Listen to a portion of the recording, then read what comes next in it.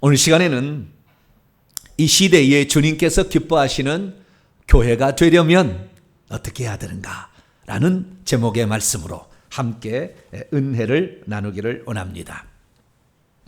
오늘 거룩한 주일, 특별히 장립감사 주일을 맞이해서 함께 예배당에 이렇게 나와서 예배하시고 또 온라인으로 함께 예배드리는 모든 성도들을 사랑하고 축복합니다. 교회, 주님께서 이 교회라는 것을 말씀하실 때는 에클레시아라고 헬라어로 이렇게 번역이 헬라어로 이렇게 나와 있어요. 주님께서 직접 교회라는 용어를 사용하셨습니다. 에클레시아라는 말은 에크라는 전치사가 있는데요. 에크는 어디로부터 from이라는 뜻입니다. from. 그 다음에 클레시아라는 것은 칼레오, 부르다, 콜이죠. 콜. 그래서 어디로부터 각자의 형편과 처지와 나이와 인종과 장소가 다 다른데 그 사람들을 하나씩 불러서 모아서 하나님의 자녀를 만들어서 저 천국까지 들어갈 수 있도록 하나님께서 만든 그 무리들을 교회라 이렇게 예수님 말씀하시고, 사도 바울은 교회라는 용어를 아주 독특한 용어로 표현했는데 그것은 주님의 몸이다 이렇게 표현했습니다. 그러니까 주님께서 머리가 되시고 우리는 그의 지체가 되므로 합력하여 한 몸을 이루어서, 만약에 머리만 있고 몸이 없다면 온전치 않잖아요. 그래서 주님은 머리가 되시고 우리는 그의 지체가 되어서 하나의 역사를 이룬다. 주님이 머리이지만 일을 하려면 손과 발이 필요한데 손과 발은 교회 지체인 거예요. 하나님이 뭐든지 다 할 수 있겠죠. 다 구원해버릴 수 있겠죠. 전도도 할 수 있겠죠. 회개도 시켜버릴 수 있겠죠. 믿음도 갖게 해버릴 수 있겠죠. 없는 것은 막 오병이 기적으로 막 만들어버리겠죠. 다 할 수 있으나 하나님은 그렇게 하지 아니하시고 우리의 지체들을 통하여 그 일을 이루신다. 왜 그러시느냐? 우리가 행한 대로 하나님께서 갚으실 때가 있기 때문에 그런 거예요. 줄 근거가 있어야 될 거 아니에요. 그러니까 행함이 쓸데없다. 구원의 문제에 있어서만큼은 우리가 믿음과 회개로 하는 거지만 행함이 쓸데없다는 것은 순전히 잘못된 거예요. 우리가 어떻게 살아가느냐가 중요한데 다음 주에는 우리가 어떻게 살아가느냐 그 열매에 관한 말씀을 다음 주에 아주 중요한 말씀이긴데 오늘 사실 두 편의 설교를 하나에 하려고 했더니 우리 아들이 하는 얘기가 아빠의 설교는 너무 길어서 인내심에 한계가 있어요. 그래요. 그게 무슨 소리냐 그랬더니 어느 정도까지 집중이 되는데 너무 많이 얘기를 하기 때문에 나중에 집중도가 좀 떨어진다 얘기를 해서, 그러냐? 그러면 내가 조금 더 쉽게 하마. 그래서 오늘 설교가 사실 두 편의 설교가 하나로 합친 건데 그걸 하려고 준비했어요. 했는데 그걸 하나로 띄었습니다. 이렇게 나눠서 띄어서 했으니까 오늘은 좀 평안하게 들으시되 다음 주에는 아주 심각하게 들을 수가 있어요. 근데 오늘은 기쁜 날입니다. 왜? 우리 교회가 창립된 지 15주년이 되는 그런 해기 때문에 그랬죠. 사실 15년이라는 것은 제 영의 나이하고 똑같습니다. 하나님께서 이 땅에 보내실 때 자의 영의 나이가 15년이었고 딱 그 시기에 된 거예요. 그 시기가 되니까 이제야 비로소 제가 어떤 사명을 가지고 살아가야 될지, 우리 동탄 명성교회 주신 사명이 무엇인지를 비로소 제가 완전은 아니지만 어느 정도까지는 알 수가 있게 된 거죠. 그래서 오늘 저와 여러분이 예배를 드리는데 오늘 창립 감사 주일을 맞아서 교회가 하나님이 기뻐하시는 교회로 발돋움하려면 하나님이 싫어하는 교회도 있고 하나님이 좋아하는 교회도 있고 하나님이 관심 없는 교회도 있다고 말이에요. 그런데 그 중에서도 하나님이 관심 있는 교회, 그 중에서도 하나님이 기뻐하는 교회가 되기 위해서는 어떻게 해야 되느냐? 저는 이렇게 생각합니다. 천국의 혼인잔치 안으로 매 주일 예배를 통하여서 어떤 모든 교회 행위를 통하여서도 천국의 혼인잔치 안으로 성도가 들어갈 수 있도록 준비시켜주는 교회, 그 교회를 하나님이 기뻐하신다. 할렐루야. 그건 제 말이 아니고 어떤 친구가 물어봤어요. 오늘 똑같은 마태복음 22장의 평행 본문이 누가복음 14장 15절 이하에 나오는데, 그게 천국에서 그 혼인잔치의 피로연에 관한 말씀이 오늘 말씀인데, 그때 비스듬히 식탁에 기대어, 이스라엘 식사는 그렇게 하거든요. 약간 비스듬히 누워가지고. 그래서 예수의 품에 의지하여 그 요한이 물어보잖아요. 막 비스듬히 이렇게 누워서. 그래서 비스듬히 식사를 하고 있었을 때에 어떤 잔치인가 봐요. 그때 어떤 사람이 묻습니다. 어떤 사람이 물어요. 뭐라고 하냐면은, 하나님의 왕국 안에서 장차 떡을 먹을 자는 복이 있습니다. 그랬더니, 그래, 그게 복이 있는 거야 라고 하면서 오늘 비유의 말씀을 들려주었다는 거예요. 누가복음에서는, 평행 본문은. 그래서 우리가 어떤 자가 하나님께서 기뻐하는 자요, 또 교회냐, 그것은 결국에 혼인잔치에 참여하는 신부들이 많이 배출될 수 있도록 그 성도를 돕는 교회, 이 교회가 바로 하나님께서 기뻐하는 교회인 줄로 믿으시기 바랍니다. 자, 그렇다고 한다면 누가 과연 천국의 혼인잔치에 참여하게 되는 것일까요? 그 잔치에는 만세전부터 예정된 자들이 들어가게 되는 것일까요? 아니면 누구든지 그 잔치가 있다는 소식을 듣고 나도 그 잔치에 참여하고 싶어요 라고 자신의 마음을 하나님께 소원을 갖고, 주님이 그렇게 원하신다면 저는 기꺼이 거기에 참여하겠습니다 라고 거기에 응답하는 자들이 결국에 이 혼인잔치에 들어가게 되는 것일까요? 만약에 혼인잔치에 들어가는 사람이 예정되어 있는 사람만 들어가게 된다고 한다면, 그 예정된 사람은 단 한 사람도 예외 없이 다 천국에 들어가게, 혼인잔치에 들어가게 되는 것일까요? 아니면 그 잔치에 초대를 받았지만 결국에 그 잔치에 들어가기를 거부하고 예수 그리스도의 말씀에 불순종하고 하나님의 기뻐하는 일을 행하지 아니하고 악한 일들을 행함으로 말미암아 결국에 그 잔치에 못 들어가는 사람도 생기게 되는 것일까요?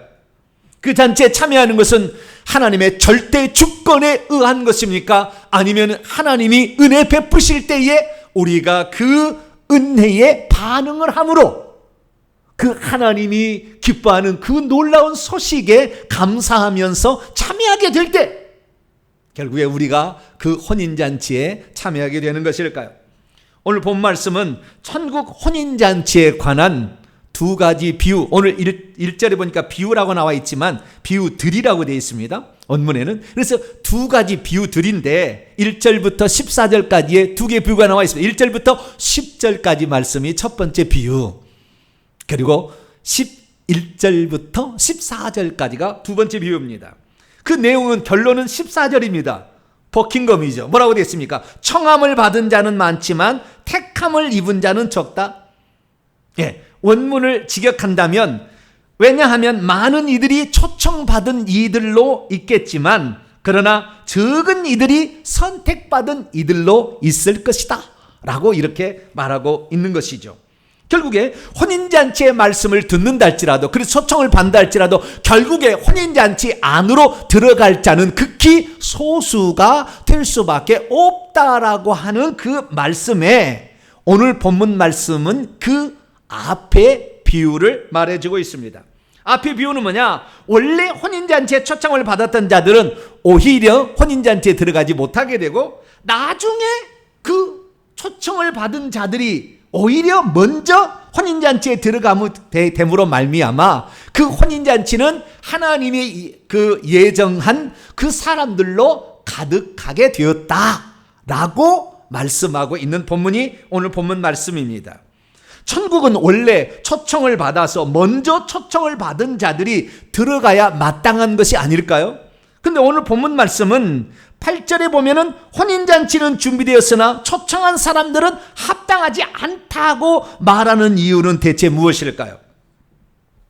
왜 먼저 초청받은 자들은 들어가지 못하고 나중에 초청을 받은 자들이 결국에 그 초청에 응하여 들어가게 된다라고 이렇게 주님은 말씀하고 있는 것일까요? 먼저 초청받은 자들은 누구이며 나중에 초청받은 자들은 또 누구일까요? 이 잔치를 배설한 왕은 누구이고 아들과 그리고 여기에 등장하는 종들과 그의 군대와 그리고 그의 봉사자들은 대체 누구를 가리키는 것일까요? 오늘 본문 말씀은 사실 계속되는 본문입니다. 계속되는 본문이에요. 그래서 이 22절 발서 시작이 그리고 이렇게 시작이 돼요. 또 앞에 있었다는 거예요. 그래서 사실은 오늘 비유도 두 개의 비유를 포함하고 있지만 세 번째 비유, 크게 봤을 때는 덩어리로 보면은 세 번째 비유, 앞에 두 가지 비유가 있었어요. 두 가지 비유는 이 21장 28절 이하에 나오는 두 아들의 비유가 하나 있었고, 그리고 그 다음에 21장 33절 이하에 나오는 그 포도원 농부들의 비유가 나와요. 그리고 세 번째 이 혼인잔치의 비유를 통해서 뭔가 주님이 지금 가르치고 있는 것이고 사실은 누구를 책망하고 있는 거예요. 그러면 두 아들의 비유는 뭐냐? 두 아들이 있었다는 거예요. 두 아들이 있었는데 아버지가 말합니다. 예, 너희들 포도원에 가서 일 좀 할래? 이렇게 했더니 맏아들은 예, 가야죠. 그러면 안 갔다는 거예요. 둘째 아들은 에이, 가기 싫어요. 아버지, 나 가기 싫어요. 그러고 나중에 뉘우치고 갔다는 거예요. 그러면 대체 누가 아버지의 뜻대로 했느냐? 그랬더니 그 얘기를 듣고 있는 이스라엘의 유대 종교 지도자들이 뭐라고 얘기를 했느냐? 이렇게 얘기했다는 것입니다. 둘째 아들이죠. 그렇게 얘기했다는 거예요. 회개하고 간 사람이 결국에 아버지의 뜻대로 행하는 자를 천국에 들어간다는데, 그 사람들이라는, 그러자 주님이 말씀하시기를 너희들 종교 지도자들, 너희들은 맏아들로서 간다고 한다고 해놓고는 안 하고, 오히려 세리와 창기들은 죄인으로서 그 자리에 들어갈 수 없는 자격이었지만 회개하고 들어가는 것이 되는 것이다. 이것을 먼저 얘기했다는 거예요. 이게 지금 바리새인들을 책망하는 그런 그 상황인 거예요. 두 번째 비유는 포도원 농부들의 비유예요. 어떤 사람이 산울타리를 만들어서 포도원을 만들었다는 거예요. 그래서 농부들에게 자기 거 아닙니다. 세를 주고 멀리에 가면서 나중에 그 세를 주면서 갔으니까 그 농부들로부터 포도를 받겠죠. 열매를, 뭐 포도주를 받든지 뭐 어떤 포도를 받든지 뭘 받을 거 아닙니까? 그래서 때가 되면 그 세값이 아니라 그 열매를 받으려고 그 농사의 일부를 받을 거 아닙니까? 옛날에는 뭐 4대 6, 뭐 3대 7이지 않습니까? 그래서 그런 것들을 받으려고 보냈는데 이 사람들이 말이죠, 어떻게 했냐면은 그 받으러 보낸 종들을 때리고 죽이고 또는 돌로 쳤다는 거예요. 이런 놈들이 다 있어.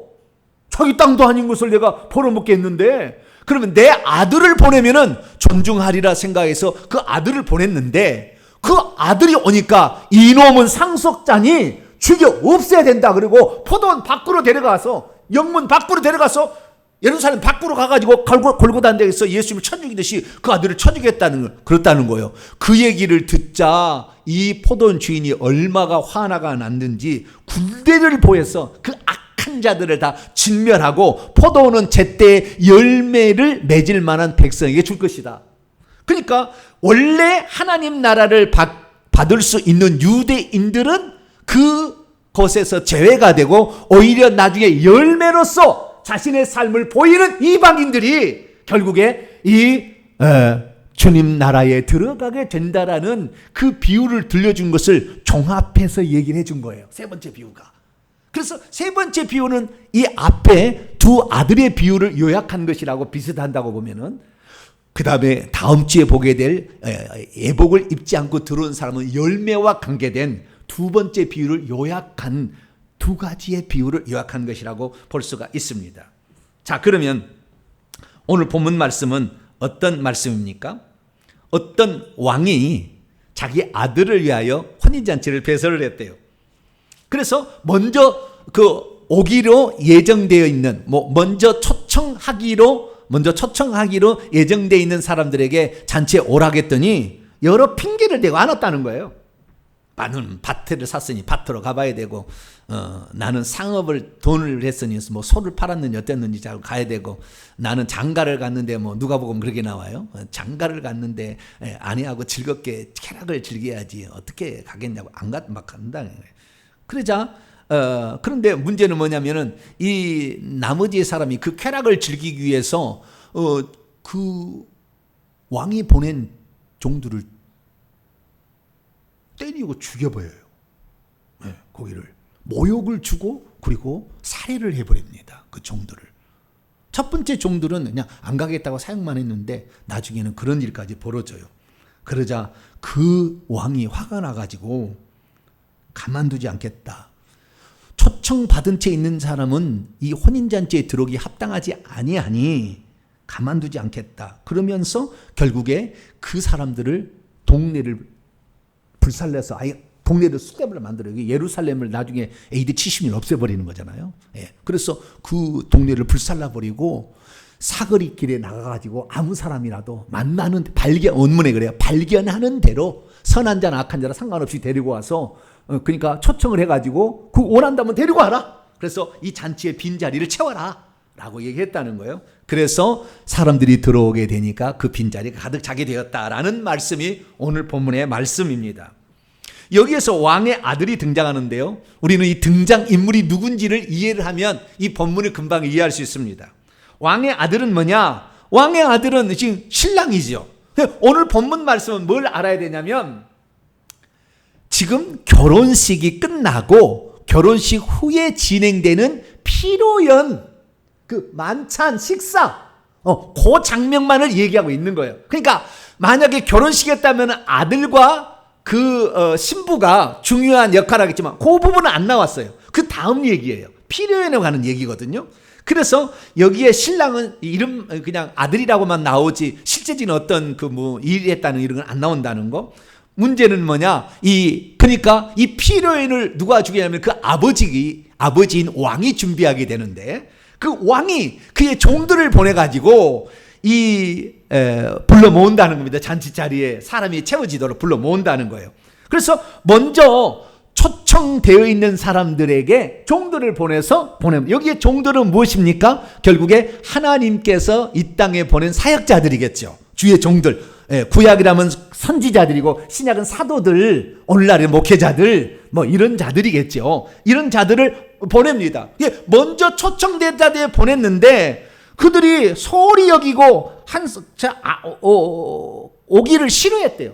원하지 않았다는 거예요. 원하지 않았다는 거예요. 그러니까 또다시 다른 종을 여기에서 이 다른 종이라는 것은 알로스라는 단어, 같은 종류의 다른 종이에요. 그러니까 구약에 하나님이 쓰신 주의 종들과 같은 신약의 종들을 다시 보냈다는 거예요. 다시 보냈더니 이 세 부류의 사람들이 거기에 나오게 됩니다. 그런데 뭐라고 다시 보냈느냐? 이미 오찬을 다 준비했고 살진 소와 황소를 다 잡아서 완벽하게 준비됐으니 혼인잔치에 오십시오 라고 다시 사람을 또 다른 종들을 보냈다는 거예요. 그랬는데 이 부르러 보냈더니 이 다른 사람들, 그때 먼저 초청됐던 사람들이 세 부류의 사람들로 갈리게 되는데 첫 번째는 뭐냐? 자기의 밭을 샀다고 못 간다고 얘기를 하는 거예요. 두 번째는 사업한다고 못 간다는 얘기를 하는 거예요. 그리고 세 번째는 뭐냐? 나머지 사람들에 대해 있는데 누가복음에는 결혼을 했기 때문에 장가를 들었기 때문에 못 간다. 이렇게 얘기를 하는 거예요. 그래서 이 세 부분의 사람을 이렇게 얘기를 하고 있습니다. 그래서 결국에 왜 못 가느냐 찬찬히 봤더니 이 첫 번째는 밭을 샀다. 소유에 대한 문제잖아요. 나는 소유가 중요합니다. 두 번째, 나는 장사해야 됩니다. 나는 돈이 중요합니다. 그렇다는 사람이요. 그러니까 천국의 혼인잔치를 초대해도 이 세상의 소유가 중요한 사람들은 혼인잔치 안 온다는 거예요. 그 다음에 돈이 중요한 사람은 돈에 눈이 뻘겋기 때문에 혼인잔치 안 온다는 겁니다. 세 번째는 결혼 장가를 갔다는 거예요. 그래서 한가하게 일주일 동안 그렇게 쾌락을 즐긴다는 거예요. 나는 세상에 쾌락이 좋기 때문에 나는 거기에 못 갑니다. 라고 먼저 초청된 자들이라는 거예요. 이들은 앞에 두 가지 비유를 보니까 유대인들을 지칭하는 표현이에요. 유대인들이. 그래서 유대인들은 돈에 눈이 멀었어요. 미국에서 경제를 잡고 있는 사람은 다 돈 먼 유대인들입니다. 우리들은 돈이 나쁘다는 건 아니에요. 추구하라는 것도 아니지만 그러나 돈은 중립적인 위치입니다. 어디에 쓰느냐가 중요한데 돈에 눈이 멀어서 천국의 혼인잔치를 놓쳐버리는 이런 어리석은 그런 성도가 되지 않기를 축원합니다. 그래서 이 주인이 그 마을을 아예 그냥 성도리째 불태워버려요. 그게 AD 70년에 디도 장군을 보내서 이스라엘 나라를 없애버리지 않습니까? 예루살렘을 없애버리는 거예요. 그리고는 사거리 큰 길들의 길목으로 가서 거기에서 만나는, 원문은 발견한 대로 선한 자이든지 그 사람이 선하게 살든지 악한 자인 맨날 죄를 짓고 사는데 상관없이 그 잔치 자리가 비어있으니 오십시오라고 초청했을 때 만약에 반응한다면 그를 데리고 오라 이렇게 얘기를 한 거예요. 그래서 결국에 거기에 들어가게 되는데 이 네거리 길에서 만난 선한 자나 악한 자는 결국에 원래는 초대함을 받지 않았던 이방인들을 지칭한다 이렇게 말하고 있어요. 문제는 뭐냐면 다음 주에 보게 될 손님들인데요. 10절에도 손님들이 나와요. 혼인잔치에 그래서 손님들이 가득했다라고 나오는데, 손님들이라는 말은 우리가 이 성경을 이해하는데 너무너무나 잘못된 번역이에요. 손님들이 아니에요. 왜냐하면 여기에 식탁에 비스듬히 앉아 있는 자들이라고 돼 있어요. 현재 분사 완료 수동태예요. 이미 식탁에 비스듬히 앉아 있는 채 있는 이들이라고 딱 나와 있어요. 그러니까 아까 혼인잔치에 오라고 했는데 안 왔고 자우지가 와 있는 그 사람들을 지칭하는 표현이지, 손님들이 따로 있고 초청한 사람이 따로 있는 게 아니라고 말해요. 거기에 초청해서 온 사람들을 지칭하는 표현이에요. 그래서 다음 주에 이것은 더 제가 자세히 얘기하겠고요. 마지막에 그의 또 사환들이라고 13절에 나와 있는데 이건 천사들을 지칭하는 표현인데 그것은 다음 주에 말씀드리도록 합니다.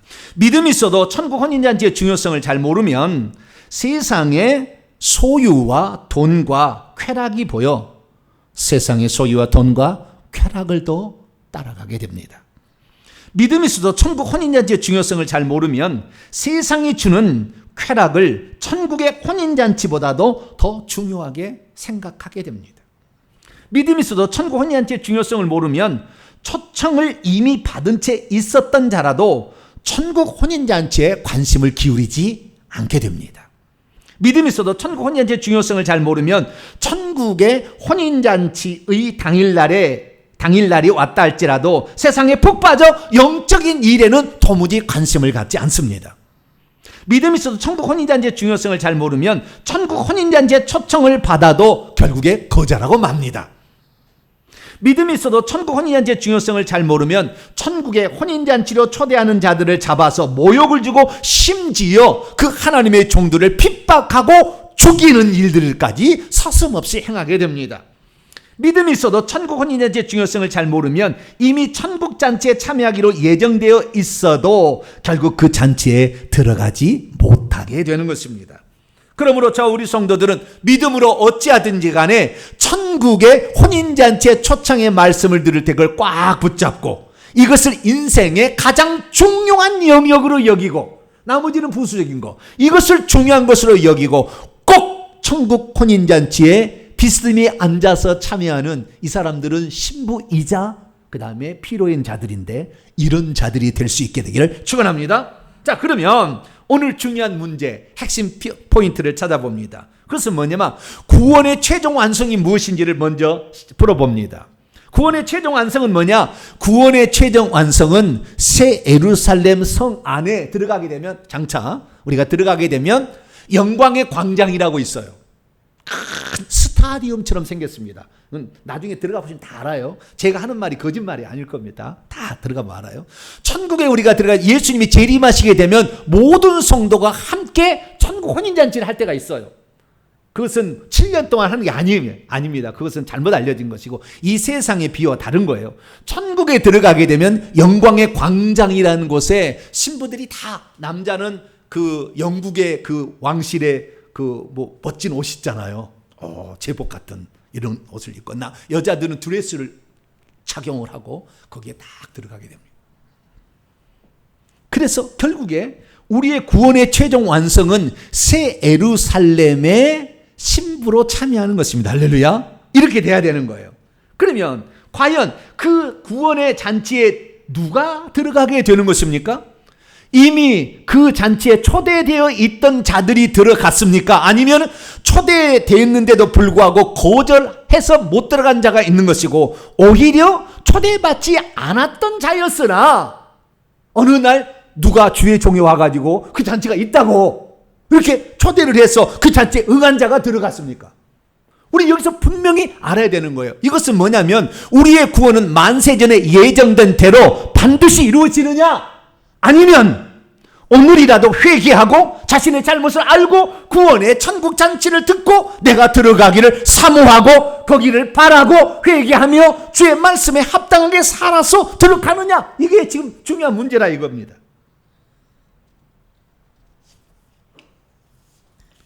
우리가 이 잔치를 볼 때 알아야 될 특별한 사항이 하나 있는데요, 이것은 이 땅의 유대인들이 행하는 혼인잔치와 천국에서 진행될 혼인잔치가 같은 것도 있지만 다른 것도 있다는 거예요.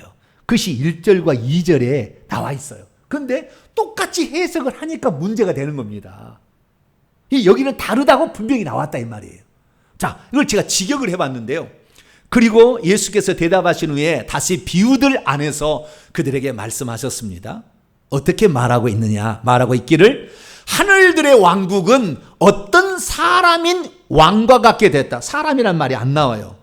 모든 성경에 사람이란 번역이 안 나와 있습니다. 번역본이 다. 근데 원문에는 안드로포스라고 사람인 왕이라고 딱 나와 있습니다.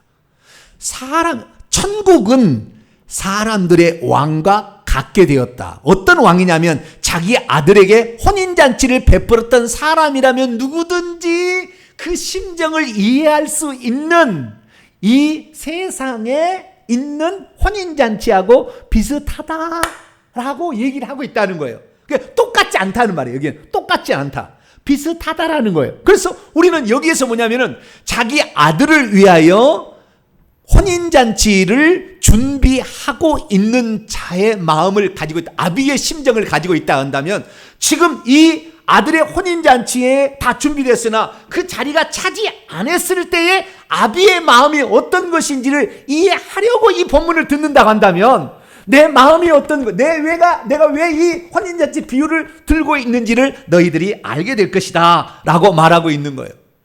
근데 여기서 중요한 건 뭐냐면 어떤 사람인 왕이라고 얘기를 한다. 사람이면서 왕이요. 이 땅에서 사람이면서 왕은 예수님이에요. 한 분 하나님입니다. 한 분 하나님이 원래는 만왕양 만주에 주셨는데 우리를 위해서 사람이 되셨어요. 그렇기 때문에 자기 아들이라고 표현했지만 한 분 하나님이 행하는 일이에요. 그러니까 내가 결국에 혼인잔치에 신랑으로 오는 건데 나의 마음이 바로 그 마음이라는 것을 한 분 하나님으로서 그걸 표현하고 있는 것입니다. 저와 여러분은 이 비유를 통하여서 이 세상에서의 혼인잔치의 비유와 그리고 천국에서 혼인잔치는 같은 것이 있지만 핵심은 그 마음이라는 거예요. 그 마음. 자리가 있는데 자리가 채워지지 않았을 때 그 마음을 너희들이 아느냐 이거예요. 내 아들을 위하여 이걸 준비했는데 아들이 결혼식을 했는데 피로연에 사람이 아무도 없어. 아들이 못 되냐 그 말이에요. 못 되냐 그 말이에요. 내 마음을 아느냐 이거예요. 자, 그렇다고 한다면 우리가 여기에서 알아야 될 게 뭐냐면 천국의 혼인잔치와 이 땅에서 유대인들이 행하는 혼인잔치의 차이점 그리고 공통점이 뭐냐 이거예요. 먼저 공통점을 말씀드리자면 공통점은 결혼식을 먼저 하고 그 다음에 피로연을 가게 된다는 거예요.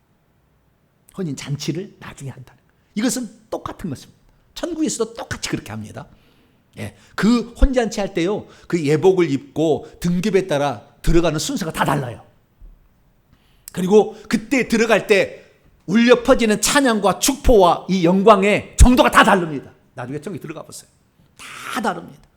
네. 근데 중요한 건 뭐냐면 먼저 결혼식이 먼저 있고 그 다음에 피로연이 있다라는 것입니다. 오늘 본문 말씀은 피로연만 말하고 있는 것이죠. 자, 그러면은 여기에서 차이점이 뭐냐? 차이점은 두 가지입니다. 첫째는 뭐냐? 이 땅에서의 결혼식은 한 사람의 신랑과 한 사람의 신부입니다. 근데 여기에서는 천국에서는 어떻게 되느냐? 천국에서는 한 사람의 신랑인 주 예수 그리스도와 단체적인 그리스도의 신부들, 단체적인 신부들, 많은 숫자가 신부로 참여하게 된다. 이 차이점이 있다는 거예요. 두 번째 차이점은 뭐냐면 다음 주에 비유로 나오게 되는데, 그때에 신부가 입고 들어가는 옷이 있다는, 혼인 예복이 있다는 겁니다. 혼인 예복. 그런데 이 땅에서는 잔치에 들어오는 자들을 주인이 혼인 예복을 그냥 간단하게 거대다 그냥 조끼처럼 입는 거 하나를 만들어서 줘요. 근데 천국에서는 그렇지 않다는 거. 다음 주 아주 핵심적인 놀라운 사실은 이제 공부를 하게 될 겁니다. 그래서 혼인 예복은 자기가 회개와 순종으로 자기가 준비를 하는 거예요. 이건 천국에서 혼인잔치의 차이점인 것입니다. 그래서 이 부분은 다음 주에 이제 계속 얘기를 하게 될 것이고, 차이가 있다는 것을 알게 되고, 그러면 누가 과연 혼인잔치에 들어가게 되었느냐라는 것입니다. 한 번 구원은 영원한 구원을 받은 것이다 라고 주장하는 자들은 혼인잔치에는 만세 전에 그 잔치에 들어가기로 예정된 자들만 들어가게 된다 라고 그렇게 얘기를 합니다. 그러나 오늘 본문 말씀 보십시오. 그 잔치에 초청이 예정되어 있습니까? 그 잔치에 들어갈 자가 예정되어 있는 겁니까?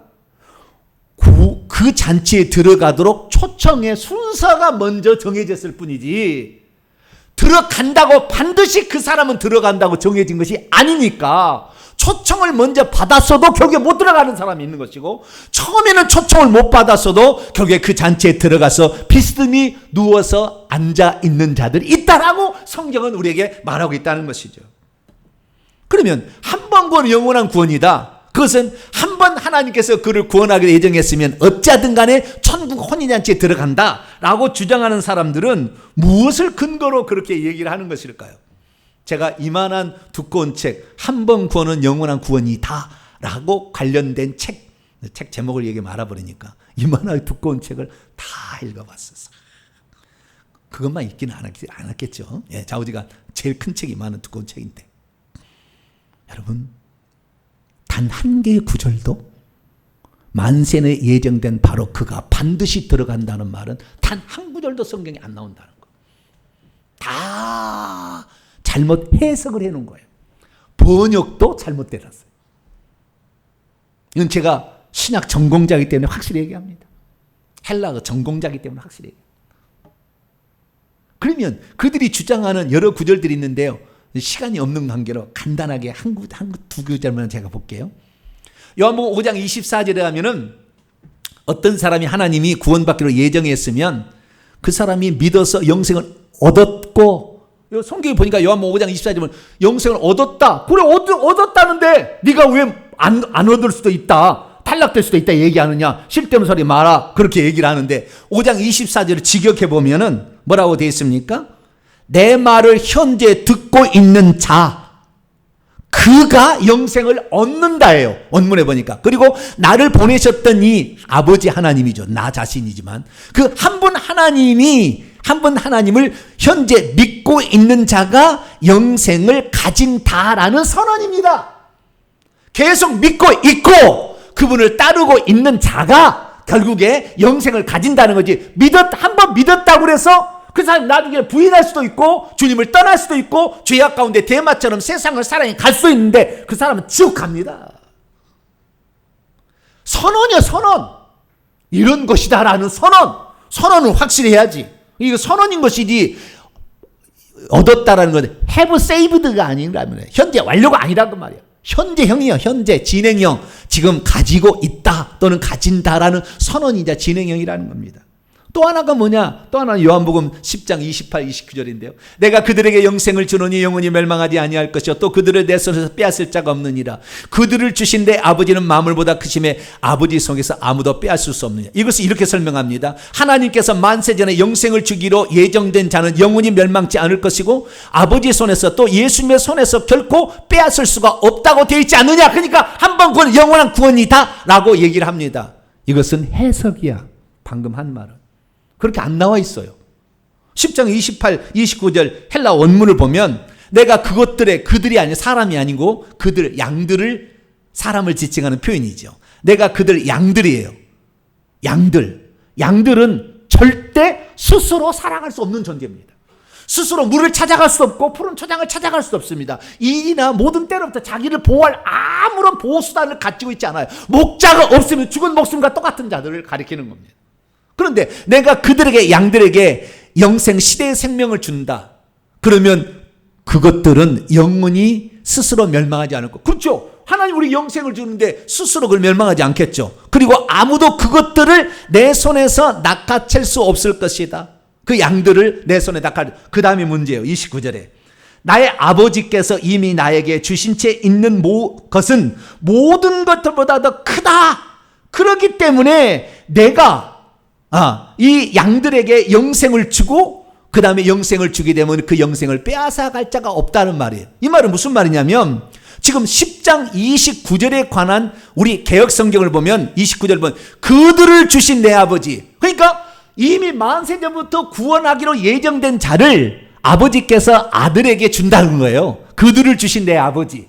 근데 아버지는 만물보다 크시기 때문에 네가 아버지보다 똑똑하니? 네가 아버지보다 능력이 있니? 그러니까 반드시 구원받아 라고 얘기하는데 그들은 남성 복수를 가리키잖아요. 근데 헬라 원문을 보면 10장 29절 말씀 보면 나의 아버지께서 이미 나에게 주신 채 있는 것 중성단수예요. 그것은 아버지께서 예수에 주신 권세, 지혜, 능력 이런 것들이에요. 이런 것들로 이 양들에게 주님이 영생을 준다는 거예요. 그러면 어떤 양들에게 영생을 주냐? 만세 때 예정된 자라는 것은 해석이라. 그것은 자기가 만드는 교리고 누구에게 준다고 되어 있냐면 이 앞절에 나와 있어요. 앞절에 뭐라고 되어 있느냐? 내 양들은 내 음성을 듣고 있고 나는 그것들을 알고 있고 그것들은 나를 따르고 있다. 다시 말해서 지금도 그의 음성을 듣고 잔치에 오소서 했을 때 때가 되었습니까? 그러면 가야죠 라고 할례받은 유대인들이 먼저 가야 되는데 그 음성을 거절하거나 주님을 따라가지 않거나 종들이 인도가 주님의 인도 아닙니까? 그걸 따라가지 않게 된다고 한다면 결국에 구원을 받을 수 없다라고 분명히 얘기한다고 말. 그냥 만세부터 예정된 그들이 아니라 양들에게 그렇다는 거예요. 어떤 양들? 주님의 음성을 지금도 듣고 있고 지금도 그분의 음성을 따라가고 있는 자들에게 내가 영생을 주게 될 것이고 아버지께서 내게 주신 채 있는 어마어마한 많은 권세, 능력, 수많은 것들이 지혜 이런 것들이 있기 때문에 나를 계속해서 내 음성을 지금도 듣고 있고 지금도 그 초청에 응하고 있고 지금도 나를 따르고 있다면 아무도 그들에게서 영생을 빼앗을 수 없다 그 말이에요. 그런데 교리로 만들어서 만세전에 구원하기로 예정된 자라는 없는 말, 성경에 단 한 번도 나오지 않는 말을 어떤 개인을 구원한다고 예정된 말이 나오지 않은데 그 말을 교리를 만들었어요. 누가 만들었을까요? 안타깝지만 저는 장로교 목사입니다. 장로교가 만들었어요. 죄송합니다. 성경대로 가르쳐야 됐었는데 우리 장로교가 그렇게 만들었어요. 장로교의 예정론, 한 번 구원은 영원한 구원이고 천국에서 이미 구원하기로 예정된 자만 들어간다고 얘기하는 예정론의 핵심을 제가 4장에 걸쳐서 있는 것을 내가 요약을 딱 하면 이런 거예요. 성부 하나님께서 창세전에 그리스도 안에서 어떤 개인은 구원받도록 천국에 들어가도록 예정하셨고 어떤 개인은 멸망받도록 지옥에 떨어지도록 예정하셨다. 앞에는 좋은데 뒤에는 안 좋죠. 뒤에를 예정했다고 얘기한 사람은 자기를 예정했다는 사람은 아무도 없어요. 앞에만 생각하지. 그런데 하나님의 이러한 예정은 불변적이며 불가항력적이다. 거절할 수 없다. 무조건적이다. 왜냐하면 하나님께서 어떤 개인을 예정하시고 선택하신 데에는 사람의 행위를 보신 후에 결정한 것이 아니라 만세전에 당신의 기쁘신 대로 결정하셨기 때문에 여기에 핵심적인 이중 예정입니다. 구원과 멸망이라는 이중 예정. 이것이 바로 존 칼빈이라는 사람이 만들어낸 교리입니다. 1509년에서 1564년. 지난주에 말씀드린 루터는 1483년이니까 26살 차이가 나요. 뒤에 태어난 사람인데요.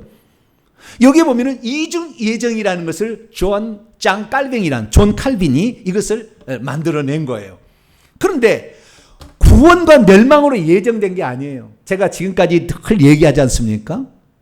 어떤 사람이 이 세상에서 어떻게 살아가는지에 관하여 두 가지 루트가 있다. 하나는 부모의 유전자를 통하여서 음악을 잘하고 미술을 잘하고 체육을 잘하고 노래를 잘하고 연설을 잘하고 그런 특징이 하나 있어요. 그죠? 사람이라는 것은 몸이 있는데 사람의 몸이 있는데요. 사람의 몸이 있는데 사람의 몸은 영혼육으로 되어 있어요. 너희 몸은 하나님의 성전인 것과 하나님의 성령이 너희 안에 거한다. 그 몸에는 영도 포함되어 있는 거예요. 그 육체가 있는데 육체는 부모의 유전자를 통해서 만들어져서 은사와 달란트를 가지고 태어나는 겁니다. 아시겠죠? 요 한 부분이 있고 뿐만 아니라 그 육체가 만들어진 후에 엄마의 자고도 2 내지 3개월이 지나서 이 아이가 정상적인 아이로 태어나겠다 싶으면 하나님께 그때 하늘에서 낙원에 있는 영혼을 집어넣어 줍니다. 나이가 보통 5, 6세 정도 아이가 집어넣어 줘요. 3, 4세도 들어옵니다만은 이 아이를 집어넣어 주는데 이때 영이 들어옵니다. 그래서 몸이라는 것을 형성을 하게 됩니다. 그래서 두 가지 종류의 인간은 영과 육체가 만나서 거기에서 정신이라는 것이 생겨가지고 생각과 감정과 의지의 존재로 인간이 살아가는 존재되는데 천국에 들어갈 때는 뭐가 들어가냐면은 이 몸이 부활의 몸으로 부활의 몸으로 바꿔 들어가요. 그러니까 우리가 천국에 들어가면 육체가 가지고 있는 모든 속성들을 다 가지고 있어요. 그래서 이 땅에서 반주를 한 사람은 천국에서 예배드릴 때 반주자로 쓰임받을 확률이 많아요. 나중에 가보세요. 많은데 어쨌든 이 영적인 것이 있고 있는데요. 그러면은 하늘에서 영을 이 땅에 보내실 때 어떻게 보내시느냐? 그 영은 하나님께서 이 로마서 9장 21절의 말씀처럼 토기장이가 하나는 귀 쓸 그릇으로 만들 권이 없겠으며 하나는 천이 쓸 그릇을 만들 권이 없겠느냐 이렇게 말씀하시므로 이 땅에서 모든 사람이 타락했는데 그 타락한 사람들을 이끌어서 천국에 오도록 하기 위해서 특별히 어떤 사람에게는 너는 이렇게 살아야 된다고 지정해서 영을 보낸 자가 있다 그 말이에요. 그런 자들은 나이가 어리게 오지 않아요. 그런 자는 흔들리기 때문에 나이가 많아요. 최고의 나이는 16세예요. 근데 자 우리가 그런 사람들을 이 땅에 보내서 그 일을 하게 되는데 그런 사람은 있어요. 이게 사역적인 예정은 있으나 그 사역을 했다고 해서 내가 그러면 정병진 목사는 뭐 천국에 가느냐 그것은 결정된 게 아니라 그 말이에요. 어떻게 살았느냐에 따라서 훨씬 천국에 갈 확률은 더 많겠지만 반드시 정병진 목사는 구원으로 예정되기 때문에 천국에 들어간다 말은 없다고 말이에요. 단 한 구절도 안 나온다고 말이에요. 성경에. 네가 이렇게 살아야 된다고 영적인 특별한 부분을 준 것은 있다는 거예요. 다는 그렇지 않지만 그런 자들이 주의 종의 일을 감당하는 거예요. 모욕을 당하고 핍박을 당해도 죽임을 당해도 그 일을 감당하는 거예요. 그래서 이 존 칼빈이 이 이중 예정을 주장하는 큰 실수를 범하고 맙니다. 훌륭하신 분인데 큰 실수를. 근데 오늘 다음 주까지 있었는 실수들이 다 나올 거예요. 오늘 다 얘기 못 합니다. 그 실수에 뭐냐? 그 실수가 이 말을 여기에다가 이제 교리화 시킴으로 문제가 되는데요. 그가 쓴 기독교 강요가 있고요. 그는 훌륭한 기독교 강요라는 것은 그 다음에 성경을 주석을 거의 다 했어요. 다 못했습니다. 구약 성경이 다 못했는데 자우지간 성경을 주석을 최초로 썼다는 거, 어떤 교리적인 걸 완성했다는 거, 그 다음에 제네바시에서 그 신정 국가를 한번 이루려고 시도했다는 거, 여러 가지 장점들이 있어요. 그 다음에 직업을 하나님께서 소명으로 이렇게 인정했다는 여러 가지 장점들이 있긴 있어요. 그런데 가장 큰 문제는 한 번 구원 영원한 구원이라고 정해버렸다는 거예요. 그 칼빈의 교리를 5대 교리라고 얘기하는데 그 중에 전적 타락, 무조건적인 선택, 제한 속죄, 불광정적인 은혜, 성도의 견인, 이 5번째 성도의 견인교로 이렇게 되어 있습니다. 하나님께서 자기의 사랑하는 독생자 안에서 용납해 주시고 그의 성령으로 효력 있게 부르시고 거룩하게 하신 자들은 은혜의 상태에서 전적으로 혹은 최종적으로 타락할 수 없다. 무슨 소리입니까? 가룟 유다는 타락 안 했습니까? 아나니아와 삽비라는 타락 안 했습니까? 디모데 전세 후메네와 알렉산더는 타락하지 안 했습니까? 대만은 타락 안 했습니까? 최종적으로 타락할 수 없다. 못을 박았어요. 마지막까지 그 상태에서 꾸준히 인내에 머물러 있게 되면 또한 영원히 구원을 받을 것이다. 죄송합니다. 우리 선배를.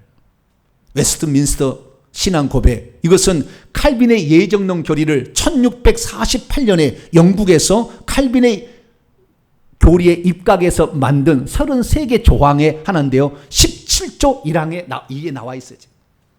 그것을 우리는 지금 여러분은 잘 통합 측은 이걸 잘 아지만 죄송합니다. 이거 얘기하면 어떤 측에서는 이것을 매주마다 교육으로 가르치고 있는 거예요.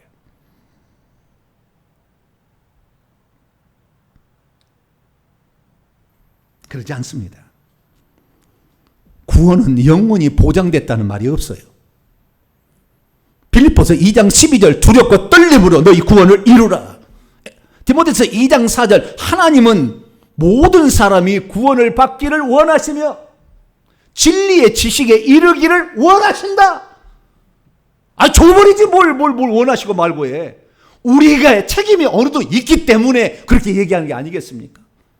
그렇게 구원이라는 것이 확실하고 하늘나라의 소망과 비전을 가지고 이 땅에 태어난 사도 바울, 인류 가운데 최고의 높은 지위와 신분을 얻은 사도 바울도 고린도 9장 29절에 내가 내 몸을 쳐 복종하게 되면 내가 남에게 전파하는 후에 도리어 버림을 당할까 두려워함이로다. 그렇게 얘기했다 그 말이에요. 그렇게 확실한 구원을 완전한 정말 사람이라 할 수 있는 그도 그렇게 두렵고 떨림으로 오늘도 나는 뒤에 있는 것 잊어버리고 앞에 있는 표대를 향하여 오늘도 부지런히 달려가노라. 디모데 4장 7절 내가 달려갈 길을 마치고 믿음을 내가 끝까지 지켰으니 그렇게 했다 그 말이에요. 그런데 한 번 구원은 영원한 구원이라 아닌 것입니다. 오늘 비유를 보십시오. 누가 과연 혼인잔치에 들어가게 되었습니까? 이미 초청함을 받은 채 있는 자들이 들어갔습니까? 거절하니까, 싫어하니까, 미워하니까 못 들어간 거예요. 그것을 기뻐하고, 그것을 감사하게 생각하고, 그걸 고맙게 생각하고, 나같이 부족한 자도 그 대열에 참여할 수 있다면 기꺼이 나는 그것을 하겠습니다. 그렇게 하면서 그것을 먼저 받아들이는 주 예수 그리스도의 은혜와 사랑을 받아들이는 자, 할렐루야, 그걸 믿는 자가 들어가는 것입니다. 그리고 그 다음 주에 얘기할 예복을 준비하는 자가 결국에 거기에 들어가게 되는 것이죠. 그래서 주님께서는 우선순위가 유대인들부터고 그 다음에 이방이 나중이잖아요. 그런데 그 우선권을 폐지하기로 결정했어요. 언제? 그 마을을 불사른 때부터. 그 마을을 불살라버릴 때부터. AD 70년 이후에는 이제는 유대인, 이방인 구별이 없어졌습니다. 그래서 어떻게 됩니까? 큰 길들 안으로 이방인들이 있는 그 나가서 약한 자나 선한 자나 다 데려왔더니 결국에 식탁의 기대에 앉은 자들이 가득 차게 되었다. 할렐루야. 우리 여기서 알 수 있는 것은 뭐냐? 중요한 것입니다. 이제 마지막 이거 하고 마치겠습니다. 천국에 들어가는 숫자가 하나님은 정해져 있다는 거예요. 누가 될지는 몰라 결국에. 그 차야. 왕이 아들을 잔치를 준비했는데 그 차 안 차니까 내 마음을 이해를 해라고 비유를 준 거예요. 그 자리가 차야 되는 거예요. 오늘 주님께서는 저와 여러분에게 그 잔치 자리의 주인공이 되기를 바란다라고 저를 통해서 말씀해 주시고 있는 줄로 믿습니다. 인생에서 제일 중요한 게 무엇일까요? 천국의 혼인잔치에 참여하게 되는 것입니다. 먼저 초청을 받은 자들일지라도 세상 이익을 위하여 하늘의 혼인잔치를 뒤로 미루거나 거절하거나 싫어했다가는 결국에 그 잔치에 참여할 수 없는 것입니다. 여러분의 소유가 천국 잔치를 방해합니까? 여러분에게 돈, 쾌락, 욕심이 여러분을 방해합니까? 이런 것들을 기꺼이 내려놓으십시오. 그리고 주님의 그 천국에 초청하는 그 마음, 오, 주님이 우리를 나같이 부족한 자, 몸 불편한 자, 장애인이랄지라도 그 나같이 부족한 자를 주님이 사랑, 내가 세리와 창녀 죄인이랄지라도 나같이 부족한 자를 사랑하셔서 나를 구원하신다면 주님의 사랑을 받아들입니다. 라고 그 초청에 응하는 자가 될 수 있기를 바랍니다. 그러나 세상 사람은 뭐하고 있습니까? 지금도 어떻습니까? 시집가고 장가가고 먹고 마시고 노아의 때같이 계속될 거라고 합니다.